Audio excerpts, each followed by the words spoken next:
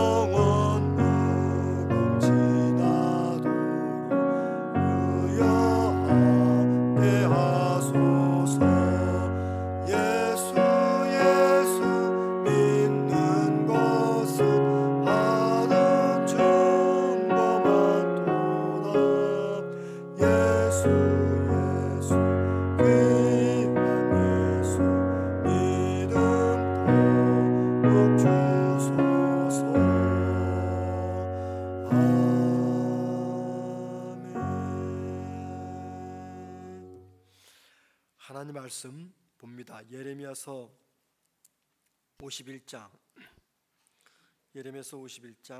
45절에서 53절까지입니다. 구약 제성경책으로 1138면입니다. 1138면 예레미야 51장 45절에서 53절까지 제가 혼자 읽도록 하겠습니다.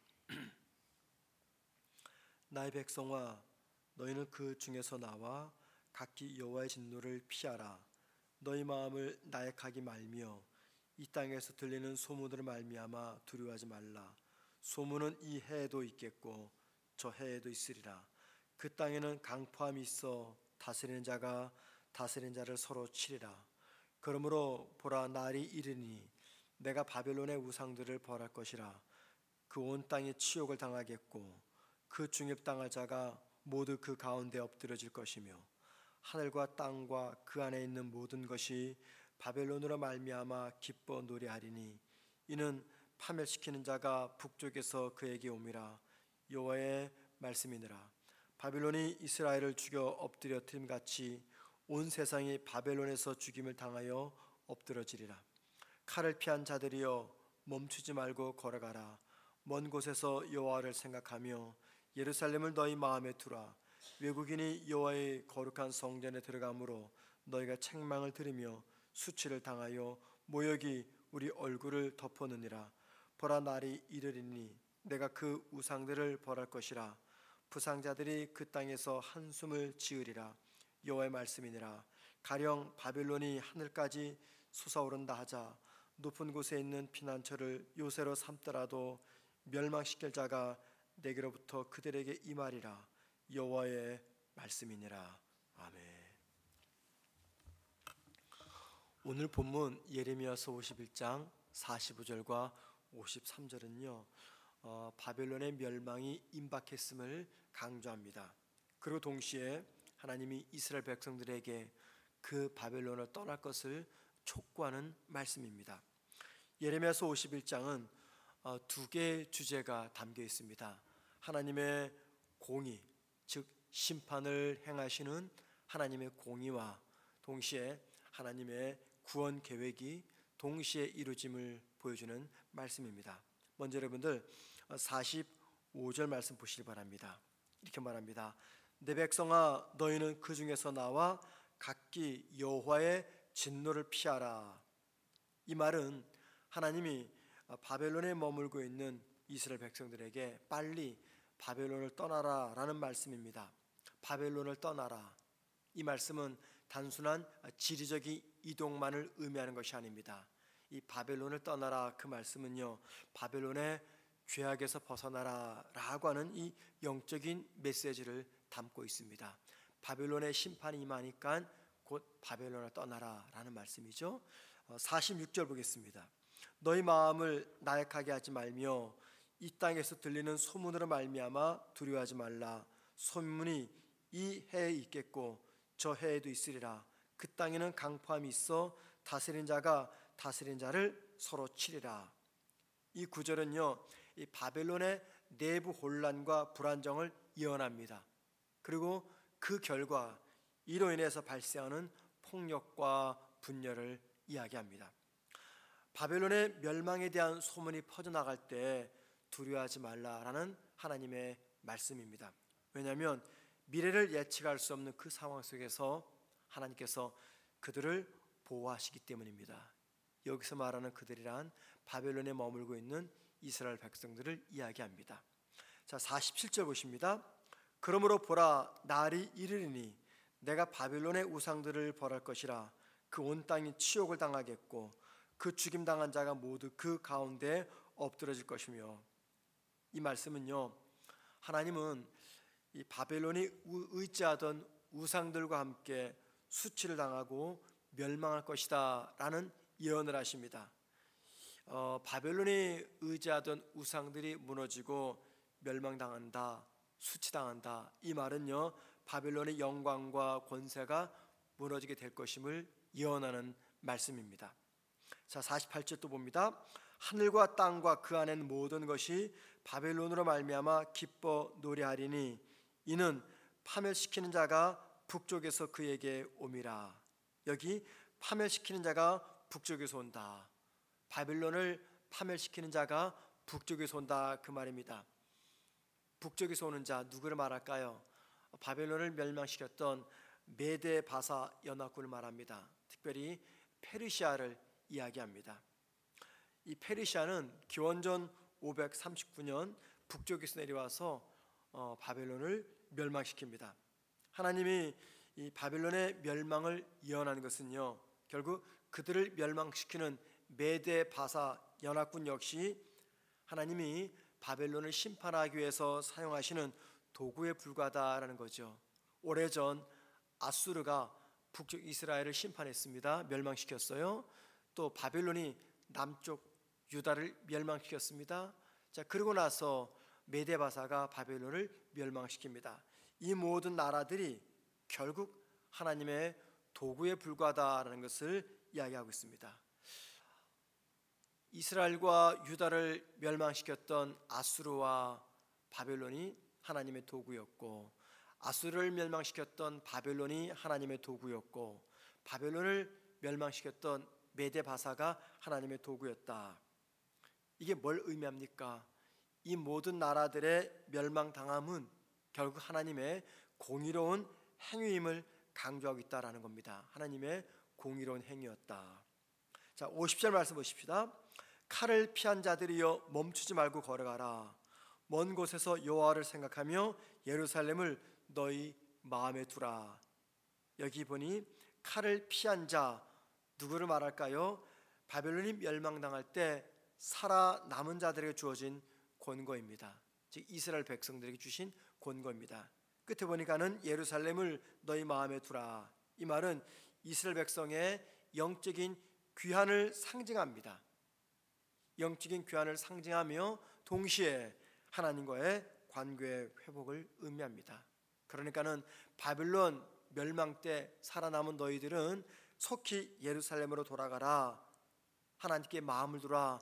하나님과 영적 회복을 일으켜라. 그 말인 거죠. 51절 보십니다. 외국인이 여호와의 성전에, 여호와 거룩한 성전에 들어가므로 우리가 책망을 들이며 수치를 당함이며 모욕이 우리 얼굴을 덮었느니라. 여기 외국인은 바벨론을 말합니다. 거룩한 성전에 들어가므로 하나님의 성전을 더럽힌 것을 언급합니다. 그로 인해서 어떻게 되었습니까? 이스라엘 백성들이 부끄러움을 느낀다. 수치를 당하며 모욕이 우리 얼굴을 덮었다. 바벨론이 예루살렘 성전을 더럽힘으로 이스라엘 백성들이 부끄러움과 수치를 당하게 되었다. 그 말이죠. 이는 바벨론의 죄악이 이스라엘 사람들이 가장 거룩하게 생각했던 하나님까지 모욕했다라는 것을 의미합니다. 자, 52절 보십시다. 보라, 날이 이르리니 내가 그 우상들을 벌할 것이라. 부상자들이 그 땅에서 한숨을 지으리라. 이 말씀은 바벨론의 우상들을 벌하시겠다는 하나님의 굳은 의지를 보여주는 말씀입니다. 이 심판은 철저할 것이며 바벨론의 부상자들이 온 땅에서 신음하게 될 것이다 라고 이야기합니다. 바벨론의 종말이 대충 이루어지지 않고 철저히 이루어지게 될 것이다 라는 말씀이죠. 자, 53절 보십시다. 가령 바벨론이 하늘까지 솟아오른다 하자 높은 곳에 있는 피난처를 요새로 삼더라도 멸망시킬 자가 내게로부터 그들에게 임하리라. 여호와의 말씀이니라. 바벨론이 아무리 높은 강력한 요새를 쌓더라도 하나님의 심판은 피할 수가 없을 것이다 라는 말씀입니다. 이는 바벨론의 전능함이, 바벨론의 뛰어난 권세가 하나님의 심판을 막을 수 없다는 것을 분명하게 말씀하는 내용입니다. 예레미야서 51장 45절과 53절은요 바벨론의 멸망이 확정되었음을 재차 강조하면서 하나님의 백성인 이스라엘에게 바벨론의 멸망에서 속히 벗어나라는 명령과 경고를 전하고 있습니다. 바벨론은 그들의 죄악, 그 죄악이 뭡니까? 크게 우상 숭배와 폭력입니다. 그 죄악으로 인해서 철저히 심판받을 것임을 이야기합니다. 바벨론의 멸망을 예언하는 이 말씀은 하나님의 공의와 하나님의 주권을 강조합니다. 멸망 또는 심판뿐만이 아니라 회복, 구원 역시 하나님의 공의와 하나님의 주권에 속한다라는 말씀이죠. 오늘 이 본문은요 고대 바벨론의 멸망을 예고하는 말씀이지만 가만히 보면은 저와 여러분에게 주어진 말씀이라고 생각합니다. 즉 이 말씀은 우리 삶에 적용할 수 있는 교훈과 통찰력을 제공해 줍니다. 그 첫 번째는요 세상의 바벨론에서 탈출하라 라고 하는 교훈입니다. 세상의 바벨론에서 탈출하라. 이 세상의 바벨론에서 탈출하려면 어떤 일이 벌어져야 될까요? 우리의 내면에서 놀라운 혁명이 일어나야 됩니다. 그동안 붙잡고 살고 있었던 세상 가치관의 전환이 일어나야지 이 세상 바벨론에서 탈출할 수가 있게 됩니다. 하나님이 이스라엘 백성들에게 바벨론을 떠나라라고 했던 것은 단순한 지리적 이동뿐만이 아니죠. 그동안 그들이 살아갔던 바벨론의 문화, 가치, 그 사회 시스템으로부터 탈출하라라는 말씀입니다. 여러분, 우리 주변에 바벨론 뭐가 있을까요? 대표적으로 물질주의죠. 과도한 경쟁입니다. 외형적 성공입니다. 이런 모든 것들이 바벨론입니다. 이런 것에 우리가 집착을 하고 있을 때 하나님께서 거기를 떠나라 라고 말씀하고 있습니다. 하나님은 이 본문을 통해서 우리에게 이런 세속적 가치관에서 벗어나서 하나님의 중심의 새로운 가치관을 받아들이도록 우리의 이 내면에서 혁명을 일으켜라 라고 도전하고 있습니다. 우리가 살면서 지금까지 당연하게 받아들였던 이 사회적 규범이 있습니다. 가치관이 있습니다. 또는 시대의 정신이 있습니다. 아무런 비판할 의식 없이 무조건적으로 수용했던 이 사회의 정신, 가치관이 있습니다. 이 모든 것들을 우리는 비판 없이 그냥 진리처럼 수용을 했습니다. 그래서 그것을 하지 않으면 마치 큰일 날 것처럼 생각하면서 살아왔던 것들이 있습니다. 그것이 하나님께서 진정으로 원하시는 것인지 아니면 세상이 만들어 놓은 틀에 불과한 것인지 돌아보라라는 것을 알려주고 있습니다. 세상에서 진리처럼 통하는 세상의 기준과 정신보다 하나님의 말씀을 진리로 생각해서 매 순간 하나님께로 돌아가라는 말씀인 것이죠. 자, 두 번째 교훈입니다. 하나님의 심판을 너무 두려워하지 말고 오히려 그 심판을 새로운 기회로 삼으라 라는 말씀입니다. 자, 바벨론의 멸망은 분명히 심판입니다. 그런데 그 심판은 누구에게는 새로운 출발입니다. 누굽니까? 하나님의 사람 이스라엘 백성들입니다. 바벨론에게는 심판이지만 하나님의 사람들에게는 새로운 시작에 불과합니다. 하나님의 심판은 심판 그 자체에 목적이 있는 것이 아니죠. 심판을 통해서 잘못된 것을 바로잡고 새로운 질서를 세우기 위한 과정에 불과합니다. 그렇기 때문에 오늘 본문은요, 하나님의 심판을 두려워하기보다도 그 심판을 이 변화의 기회로 받아들이도록 적극적으로 권면하는 말씀입니다. 심판을 수용해서 적극적으로 활용해라 라는 것이죠. 이게 무슨 말입니까? 우리의 삶에서 예상치 못한 삶의 위기가 찾아올 때가 있습니다. 어려움의 순간이 찾아올 때가 있습니다. 그것을 피하고 싶은 재앙으로만 여기지 말고 하나님께서 우리를 새롭게 하시고 더 나은 방향으로 이끌어 가시는 기회로 삼으라 라는 것입니다. 하나님의 심판과 고난 속에서 긍정적이고 창조적인 변화를 만들어내라 라고 말합니다. 그런데 이건 참 쉽지 않은 일입니다. 하지만 하나님의 계획을 철저히 신뢰하는 하나님의 사람들에게는요, 심판과 고난 속에서 새로운 가능성을 보게 되며 심판과 고난 속에서 창조적인 변화를 만들어갈 수가 있다는 겁니다. 이 말씀 우리들에게 권면합니다. 예레미야서 51장 45절과 53절은요, 하나님의 심판과 구원과 회복의 메시지를 함께 전해줍니다. 바벨론의 멸망은요, 단순한 이 과거의 사건으로만 끝나지 않습니다. 이 말씀은 오늘 저와 여러분에게 귀한 영적인 교훈을 주면서 우리 삶을 깨우는 하나님의 음성을 들려줍니다. 하나님께서 뭐라고 말씀하십니까? 내 백성아, 바벨론에서 나와라 라고 말씀하십니다. 이 명령은 이 세상의 잘못된 가치관과 죄악된 영향에서 벗어나서 하나님께로 돌이키라는 말씀입니다. 우리의 삶에서 바벨론이 무엇인지 돌아보면서 그곳에서 과감히 떠날 수 있는 용기와 결단을 하나님께 달라고 기도하는 이 시간 되기를 주님의 이름으로 부탁을 드립니다. 기도하겠습니다. 하나님, 우리의 삶에서 벗어날 바벨론이 무엇인지 알게 하여 주옵소서. 그곳에서 과감히 떠날 수 있는 용기와 결단이 우리에게 필요합니다. 주여 도와주옵소서. 우리 삶에서 고난이, 아픔이, 힘든 일이 찾아올 때 하나님이 나를 심판하신다라는 이 심판을 떠올리기보다도 이 기회 통해서 내가 새롭게 변화되어야 되겠다라는 하나님의 깨달음을 느낄 수 있는 우리 모두가 되게 하여 주옵소서.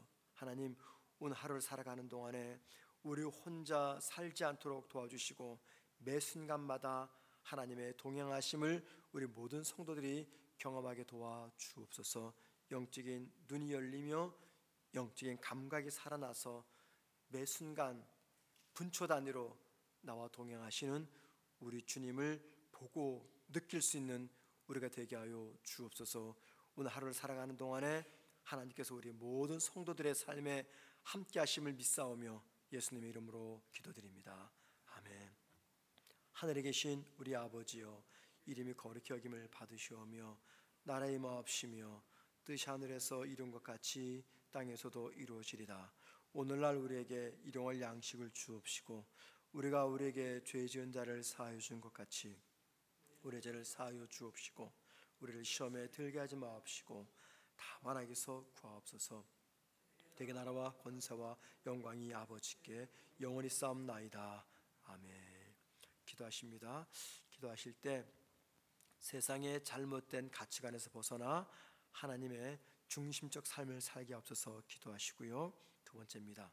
고난과 시련 속에서도 하나님의 계획을 신뢰하고 새로운 기회를 발견하게 하옵소서. 고난과 시련 속에서 새로운 기회를 발견하게 하옵소서 기도하시고, 마지막 세 번째입니다. 오늘부터 우리 일청년부 수련회가 진행됩니다. 은혜 가운데 잘 진행될 수 있도록 함께 기도하신 다음에 자유롭게 개인 기도하시다가 돌아가시겠습니다. 기도하십니다.